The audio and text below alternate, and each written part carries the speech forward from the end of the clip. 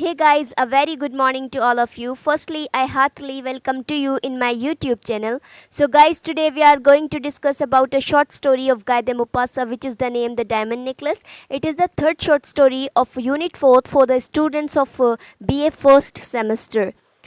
So students, आज हम discuss करने वाले हैं गाय दे मोपासन की एक बहुत ही इंटरेस्टिंग सी शॉर्ट स्टोरी के बारे में जिसका नेम है द डायमंड नेकलेस। ये शॉर्ट स्टोरी आपके एग्ज़ाम के पॉइंट ऑफ व्यू से भी बहुत इंपॉर्टेंट है।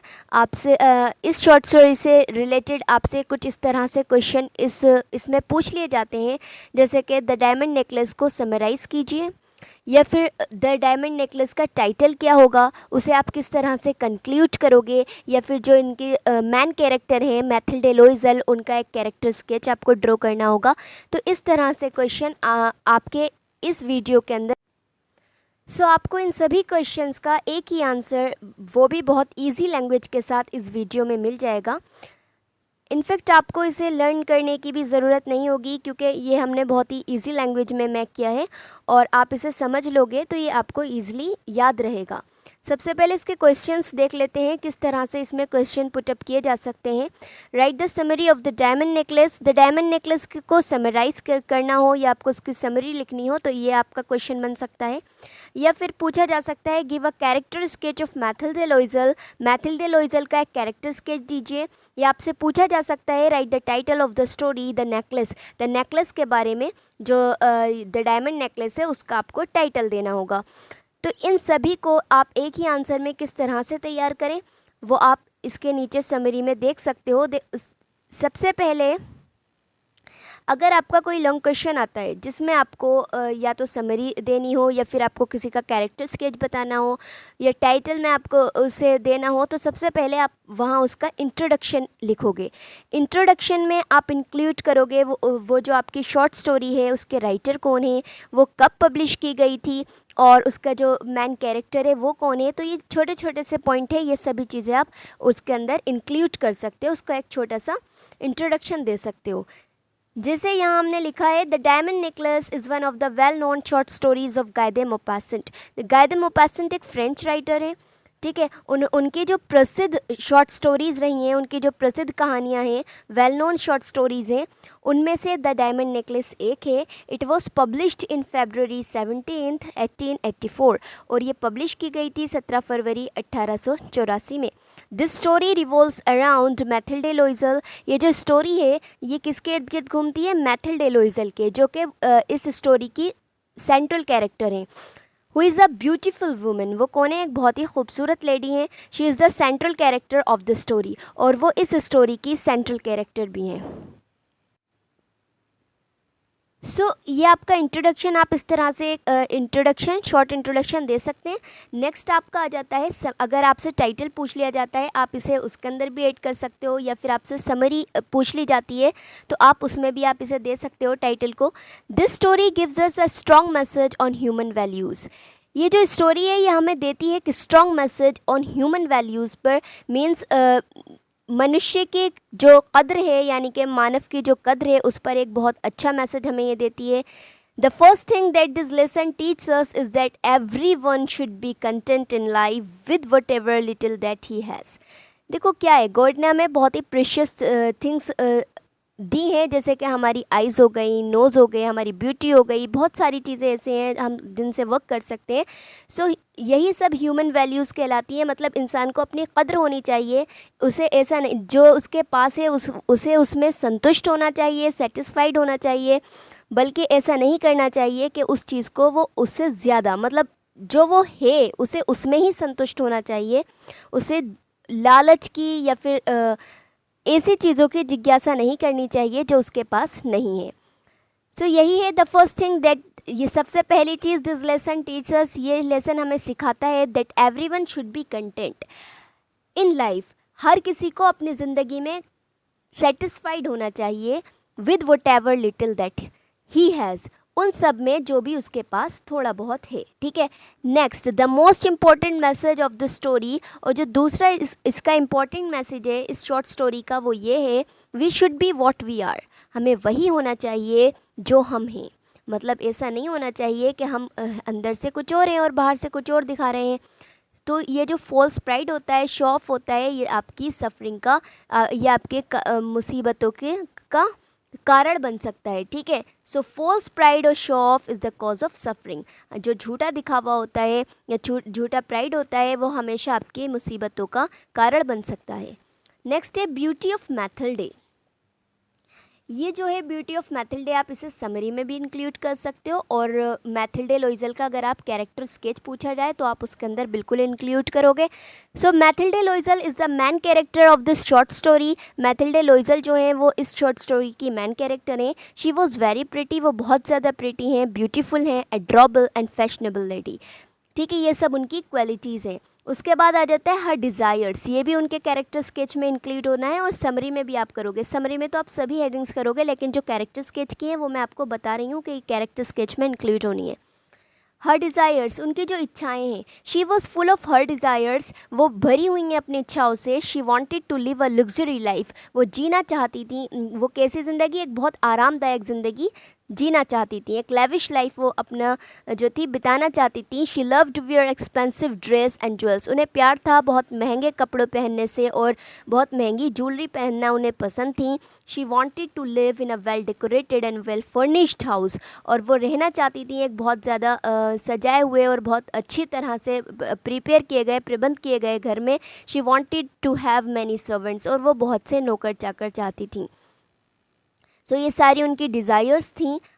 अब नेक्स्ट हेडिंग है हर मिसफॉर्च्यून, उनकी बदकिस्मती। सो इस हेडिंग को भी आप मैथिल्डे लोइजल के कैरेक्टर स्केच में इंक्लूड कर सकते हो, बट अनफॉर्चुनेटली, लेकिन क्या होता है, she was born in a but unfortunately means, लेकिन उनकी बदकिस्मती, she was born in a poor family of clerks and she got married to an ordinary clerk.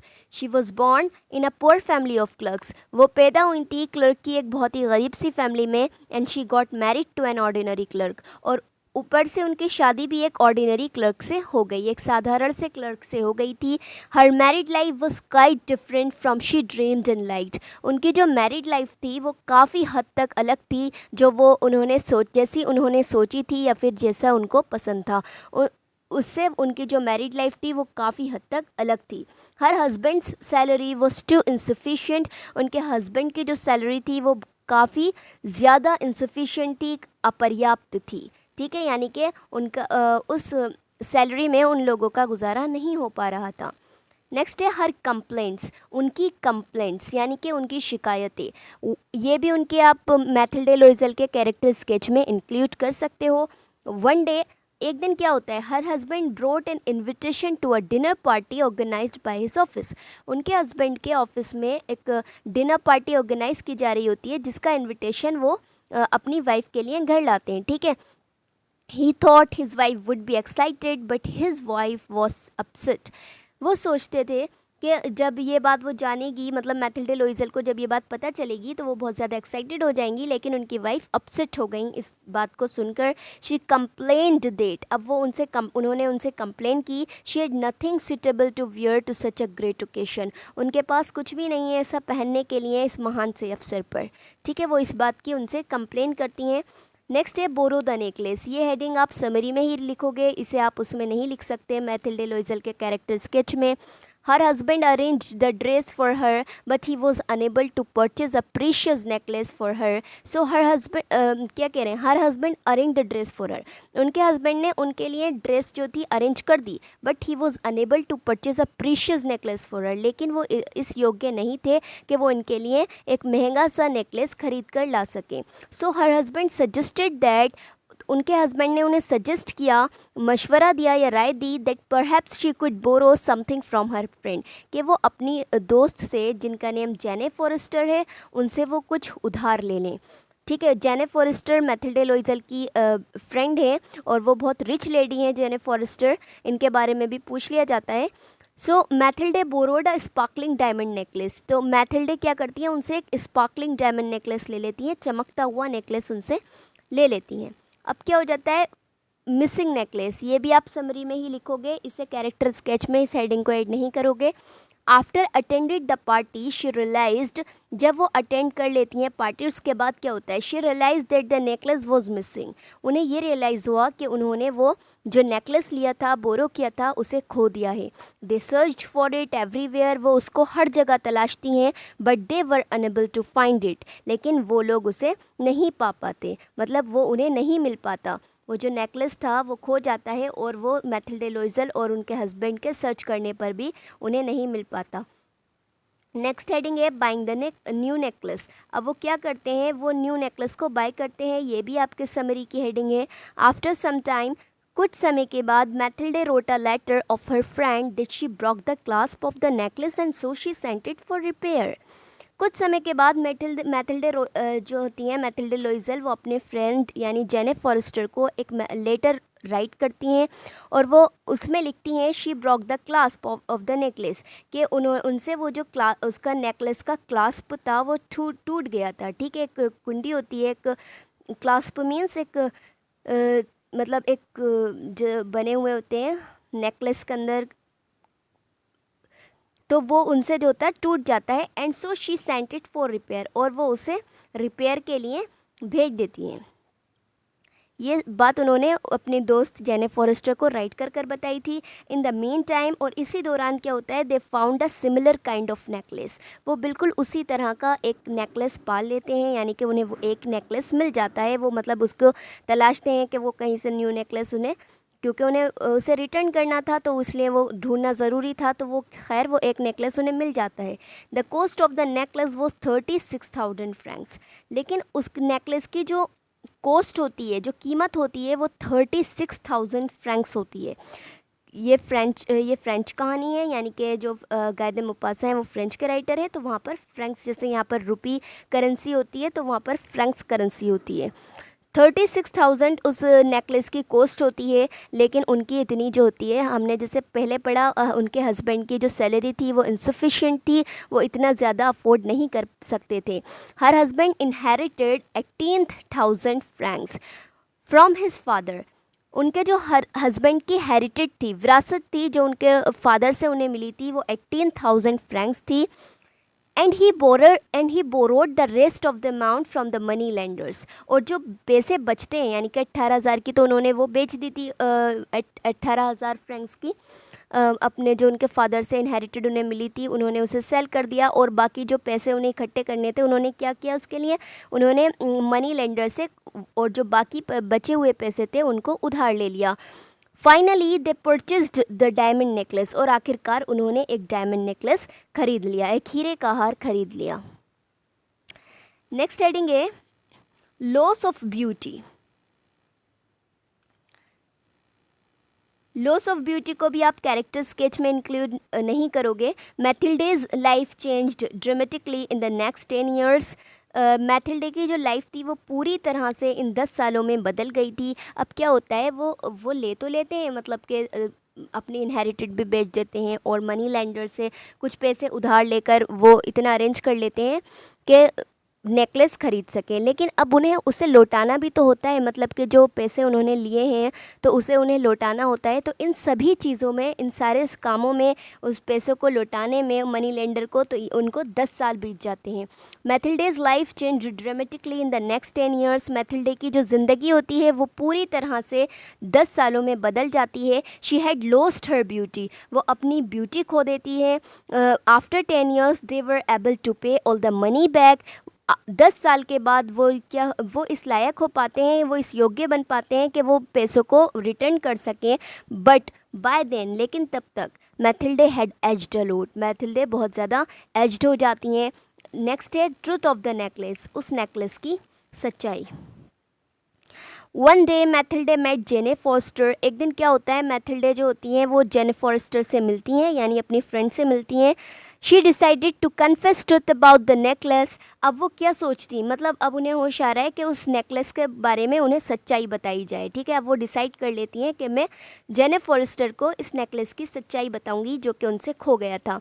Mathilde told her that she had lost the necklace that she borrowed from her.